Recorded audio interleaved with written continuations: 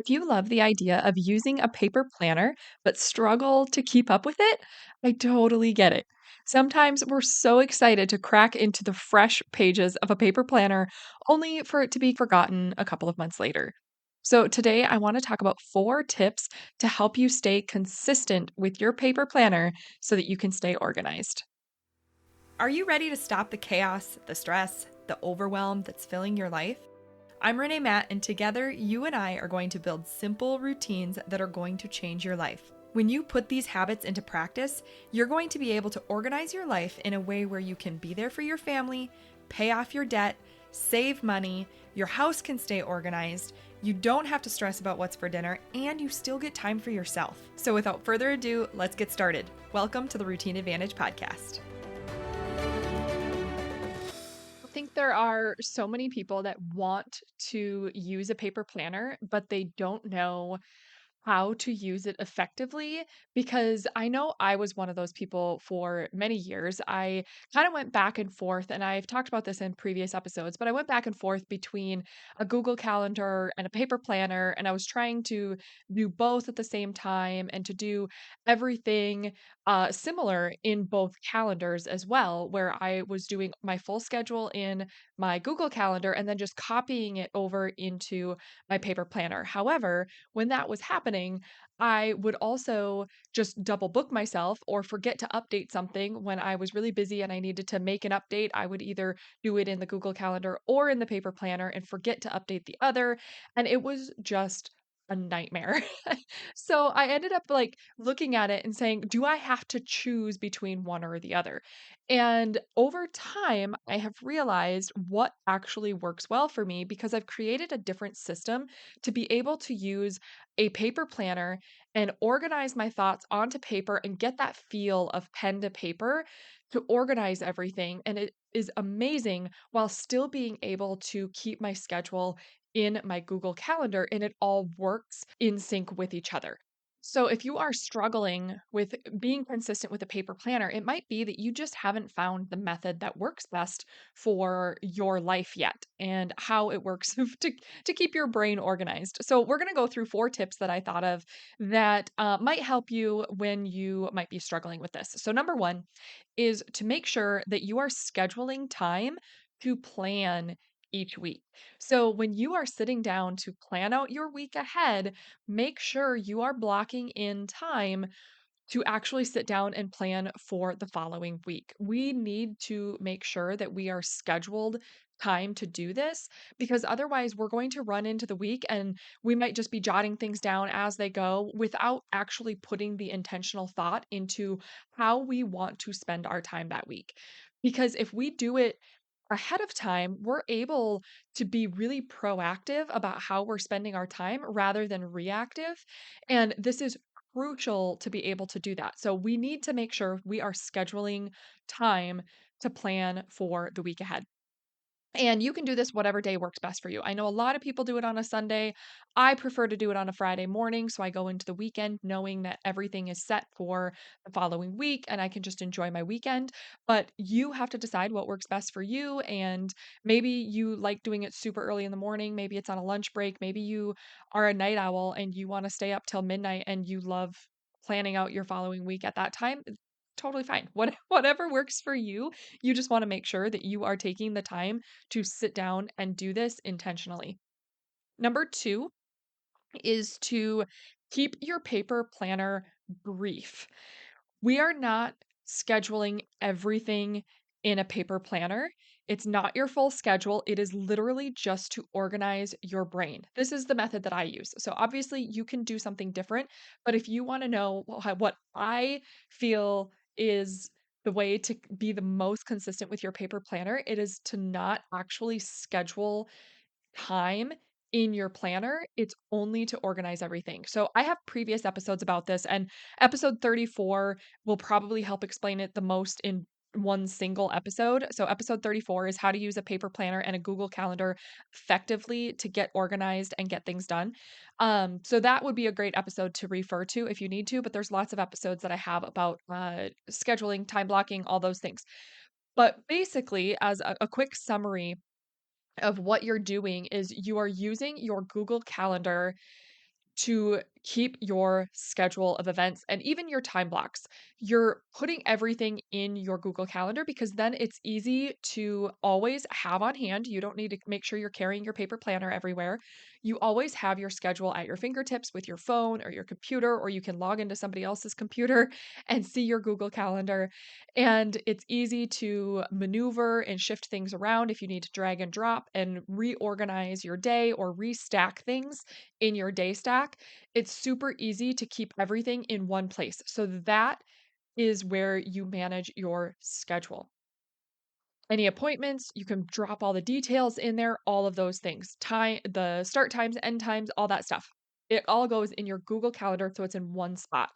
What you're using your paper planner for is to then look at your week, make sure everything is organized, and literally just write down the flow of your day.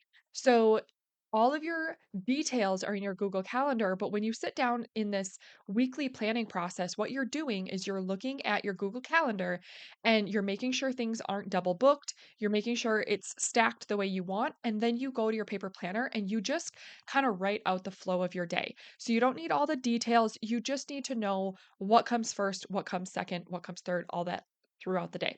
So if you need to have your morning routine and say you work on your business for a little bit, I'm kind of going going through mine right now. So a quick summary of my day.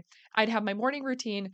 I would have my walk with the dog, and then I'd have a workout, and then I'd have the business time, and then I would go into my full-time work block for my full-time job, and I'd have the daily 7 in there. So it just has the flow of what I need to do in order.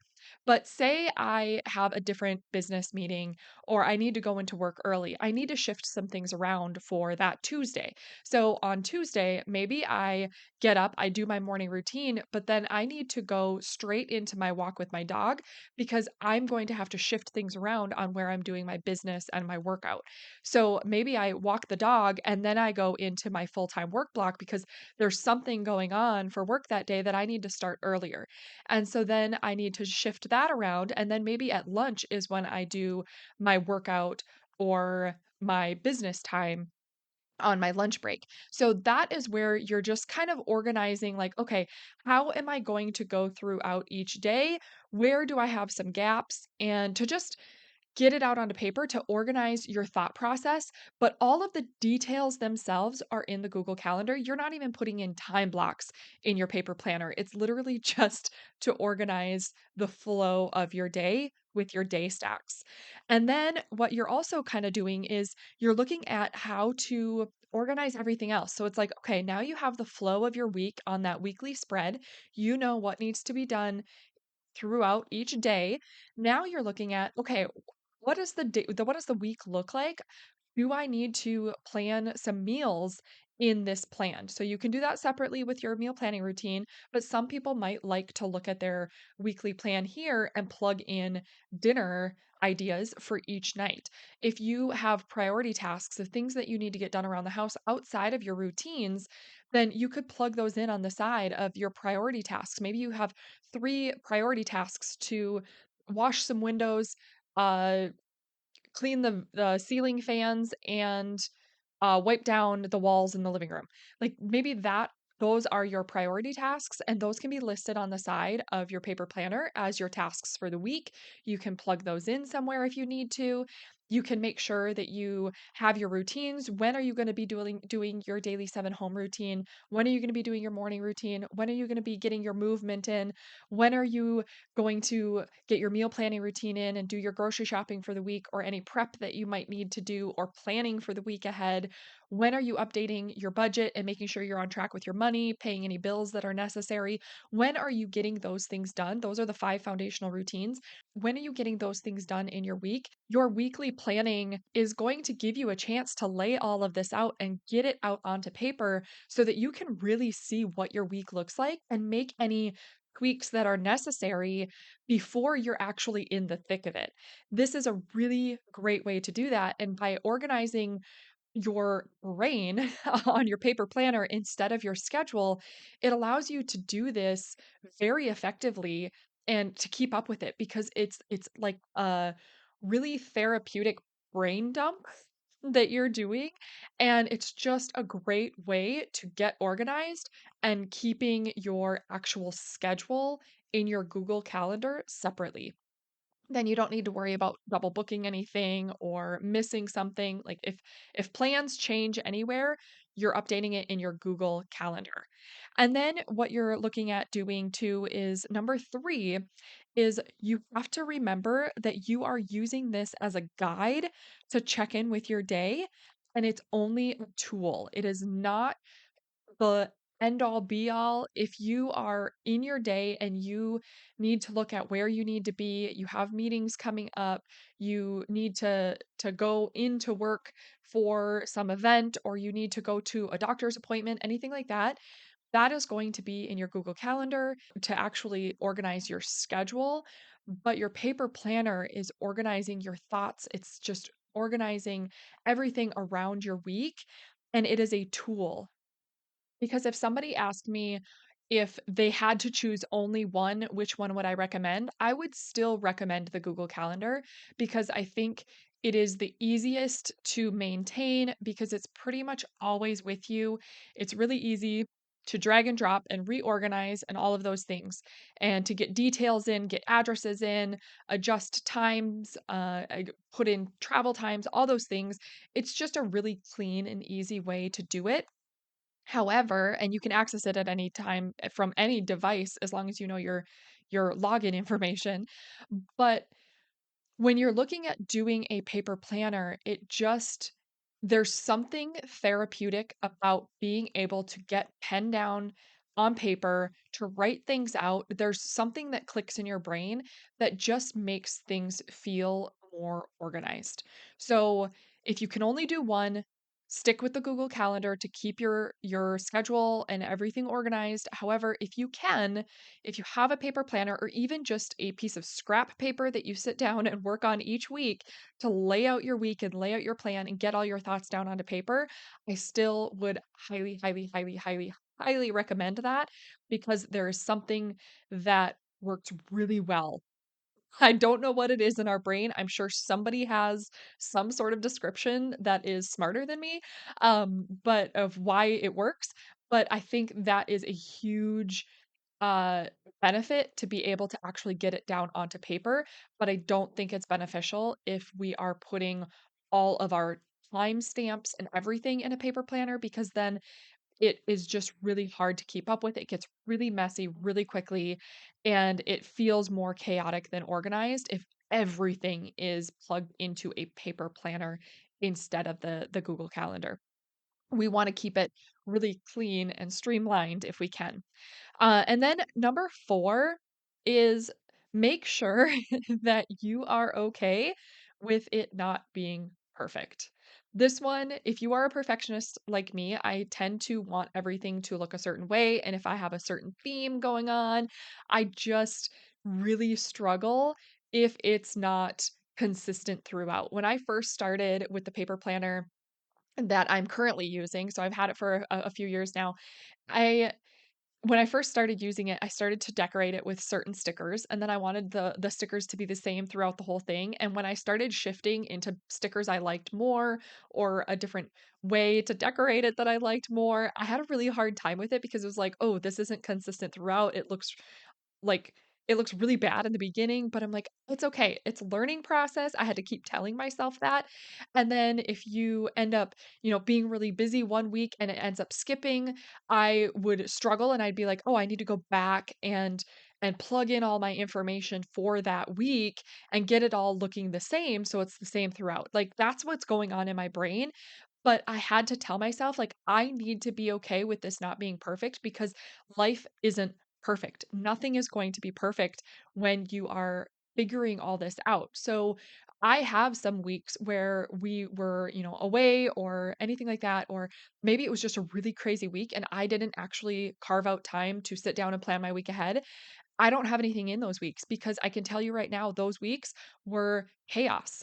It was just trying to get by, knowing that I didn't have anything planned out, and it felt so stressful. And I've told my husband that too. When I'm in those weeks where I don't have anything planned, I feel like a mess. And a lot of times he will even like ask me, he's like, "Do you need to get back to your routines?" I'm like, "Yeah, they are driving me insane because I need to reset some stuff. I need to get through and I need to reset our home with the daily 7. I need to go back and I need to sit down and I need to plan out our meals. I need to sit down and I need to plan out my week and I need to get everything organized because I do not like being in that reactive state. I need to sit down and be proactive about where I want to spend my time, what I'm going to be doing and where I want to be putting the priorities in place. And that is something that we can't be doing unless we're very intentional about sitting down and doing this. But we have to know that it's not going to be perfect and it is a learning process and it will always be a learning process. So if you have a paper planner that looks like a mess and it's not perfect and you've started doing things one way and you find out that it's not really working okay, then be okay with switching to a different method mid-month or midweek or wherever you are in your paper planner and try a new method. It's not going to hurt anything. It's might make things a little bit messier in your paper planner because it's not consistent throughout, but that's okay. And over time, you will see that it was something that was developing in your brain of better ways to do things. And that is something that is actually a good thing to have it a little bit more messy or a little different from when you first started the year because it's showing growth. It's showing that you are learning a better way to do things and a better way to organize your brain. So I know that it's hard if you want your paper planner to look perfect, but it it's not going to. And we have to be okay with that. One thing that does help me, and maybe this will help you too, is that I purchased the erasable pens and erasable highlighters so that at least that is helpful where I can just erase the things that need to be changed, or if I write something down and I change my mind, that is something that is more helpful for me. So if you want the same ones that I have, you can go to my website. It's reneematt.com and it's under the resources tab, or I think it's just reneematt.com/resources. And you can get the ones under my weekly planning category for the highlighters and the pens. But I love using those. I actually use those pens for meal planning as well, because if I change my mind or something changes throughout our week, I can just adjust things rather than scribbling things out. It just makes things a little bit cleaner.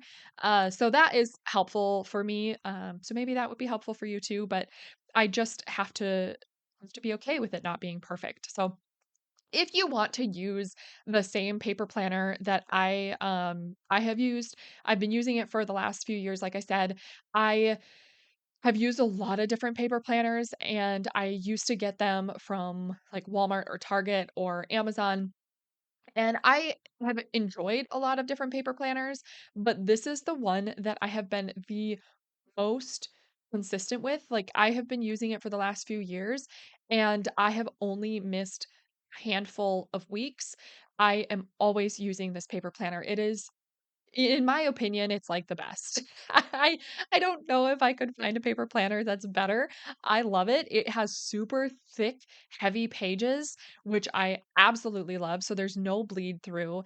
It has like check-ins where you can kind of check in with yourself each quarter, which doesn't feel overwhelming. It has a page at the back of each month so that you can plug in like a recap of everything that happened that month as like um, a little journal area. I can plug in like the priority tasks that I have that month to work out, and I can just pick a couple each week. It has a bunch of back pages where I can put my annual task list and any other things that I'm organizing or habits that I'm tracking, anything like that. It's a really good planner and it's super good quality. It is a little bit on the pricier side, but I think it is 100% worth it. So I use the Horatio Printing Dream Planner, and you can go, it's linked in the description of this episode. And if you use code Renee15, you get 15% off. But my favorite of theirs, like I've seen the spiral bound and the lay flat book bound version. My personal favorite is the lay flat book bound version. I like the black leather one. It is just really clean and professional. But they do have the spiral bound. I think right now for 2026, they have like a gold floral print spiral bound, and it's really pretty. So I like they have it in a vertical format or a horizontal format. My preferred is the vertical, so that is just because it's really easy to do timestamps and you keep things organized similar to how it is in a Google Calendar. So that's just my personal preference. So I like the black leather lay flat book bound version in vertical layout. But you can see what you like best. And they do, I think in 2026, they have a new timestamp version in their bigger book bound or in their bigger spiral bound version. Um, you might think that I am an advocate for timestamps. But one of the things that I really love about the current planner I have is that there are no timestamps because in my paper planner, like we just mentioned, in my paper planner, I don't have the timestamps. I literally have the flow of the day. So while you could put timestamps in, I would actually suggest not doing timestamps, but you have to decide what works best for you. And it's only because of the way that I recommend combining the Google Calendar and the paper planner. So it's up to you, but they do have really amazing planners and they are just super good quality, which I really, really appreciate. So, going back to our 4 tips, I'll recap those for you so that you can use these to be consistent with your paper planner and stay organized. Is number 1, schedule your time to plan each week. And you'll have to decide how much time you need. In the beginning, I would do like a full hour, and now I can plan out my whole week in like 10, 15 minutes. So you'll get faster at this over time, but you need to make sure you're scheduling time in and try and keep it consistent too. Like if it works best to do it on a Thursday night, try and do it every Thursday night. If it works best to do it on a Friday morning, try and do it every Friday morning. If you can, it'll just help that consistency for your brain. Tip number 2 is to keep it brief. Use your paper planner to just organize the thoughts that you have and organize your week. It's not to keep your full schedule. You're doing that in your Google Calendar, which you can go to episode 34 if you need help on how to do that. Tip number 3 is to remember that you're using your paper planner as a guide and you're just checking in with it each day to get the flow of your day and your priorities and how everything is laid out in your week. It is only a tool to lay out our week. It is not the end all be all. We're using our Google Calendar for our actual schedule. And then tip number 4 is be okay with it not being perfect and encourage it to not be perfect because that is showing growth throughout the year and that is a good thing. So, I hope that this was a helpful episode for you. I hope you enjoy using a paper planner and if you've never used a paper planner before, I hope that you love trying it and you're giving it a shot because this is a method that works really well for me. Like I said, I spent many years struggling trying to keep a paper planner and this is what has worked the best for me and my brain. So hopefully it will work great for you too. Did you love that episode or learn something useful? If so, would you do me a huge favor? My goal is to grow this podcast and help as many women as I can break free from the overwhelm so they can truly enjoy their life. The best way for me to do this is for you to leave a 5-star written review on your podcast app and to share this episode with a friend or in your Instagram stories. I appreciate you being here. I hope you have a wonderful day and I will see you on the next episode. Take care.